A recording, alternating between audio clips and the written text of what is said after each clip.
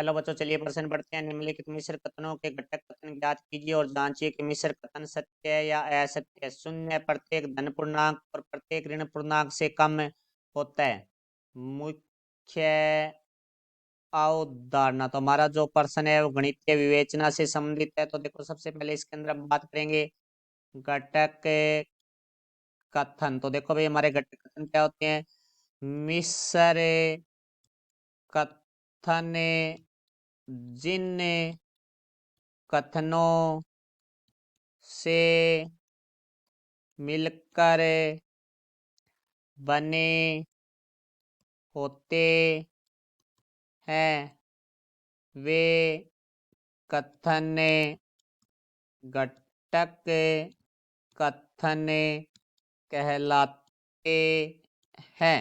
तो अब देखो, हमारे प्रश्न के बारे में बात करेंगे। तो प्रश्न में हमें दिया गया है शून्य प्रत्येक धन पूर्णांक और प्रत्येक ऋण पूर्णांक से कम होता है।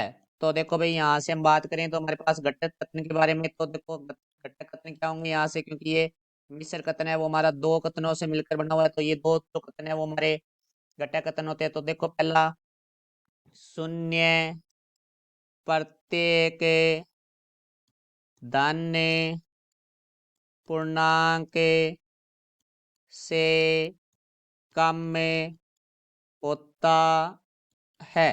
तो अब देखो, हम दूसरे कथन के लिए बात करेंगे, क्योंकि और शब्द से जुड़ा हुआ है ये।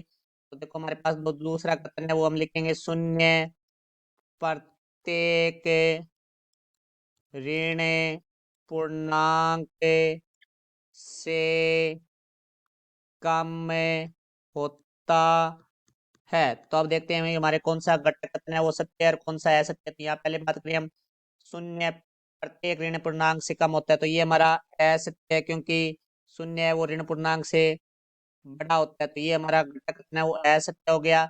और पहला घटक कथन है शून्य प्रत्येक धन पूर्णांक से कम होता है। तो ये हमारा कथन है वो सत्य है, जो घटक कथन है, क्योंकि शून्य है वो हमारा धन पूर्णांक से छोटा ही होता है। तो देखो, हमारे पास ये जो मिश्र कथन है वो और शब्द से जुड़ा हुआ है। तो और शब्द से जुड़ा हुआ मिश्र कथन है तभी सत्य होगा जब दोनों कथन सत्य है।